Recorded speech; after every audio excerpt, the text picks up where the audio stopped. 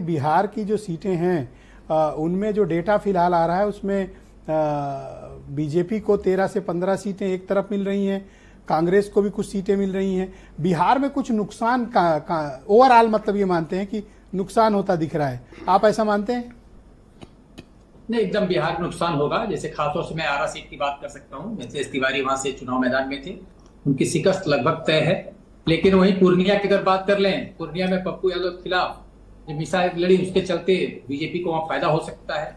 लेकिन ओवरऑल अगर आप सीटों पर गौर करेंगे तो इसमें एलआई पार्टनर के तौर पर जेडीयू का सीटों का ज्यादा लॉस हुआ। बीजेपी को जितनी सीटें मिली थी उसके अनुपात में 4 से 4 सीटें लगभग कम होती हुई दिख रही थी, जैसा हम पहले वहां के बारे में पता कर रहे थे, जो बातचीत हो रही थी। लेकिन जो अभी तक का परिदृश्य सामने आ रहा है, बिहार में पहले स्तर तक नुकसान होगा।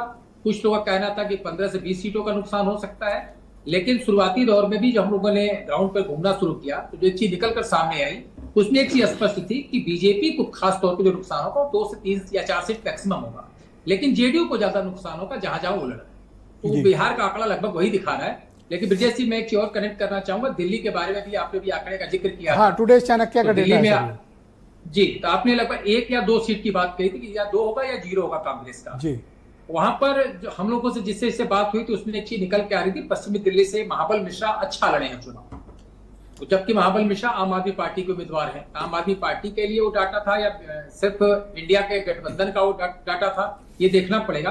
तो लड़ाई बड़ी क्लोज हुई है दिल्ली में भी, और पश्चिमी दिल्ली में खासतौर जो हम लोग के पास रिपोर्ट आ रही थी।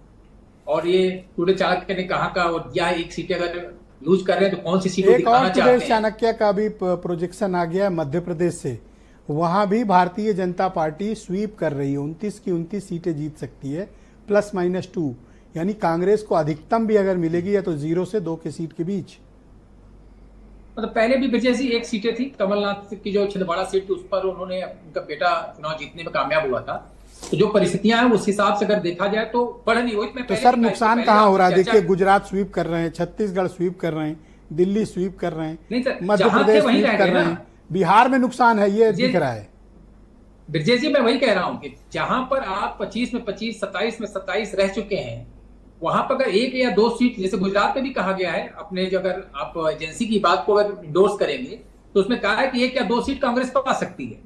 उसी तरह से उन्होंने मध्य प्रदेश में कहा 1 या 2 सीट पा सकती है। 1 अगर पाती है तो कोई नुकसान नहीं है बीजेपी का, 2 अगर पाती है तो 1 सीट का नुकसान है। लेकिन मैंने बात कहा जो बढ़ रही है जहां से, उसका भी हमें जिक्र करना पड़ेगा। अगर बिहार से या महाराष्ट्र से घट रहे हैं तो कहीं ना कहीं उड़ीसा में बढ़ रहे हैं, वो बंगाल में बढ़ने की बात है।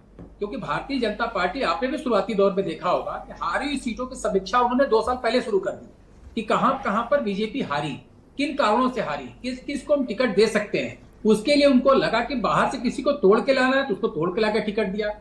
चाहे आप हिमाचल की स्थिति देख लीजिए, कंगना रनौत आखिर उतारा उन्होंने मैदान में। उनको लगा होगा कि मंडी से कंगना रनौत चुनाव जीत सकती है, इसलिए उनको उतारा मैदान में। तो परिस्थितियां जिस तरीके से व्यूहरचना रची है भारतीय जनता पार्टी ने, किसी भी तरह से जीतने की रची, और उनका ज्यादा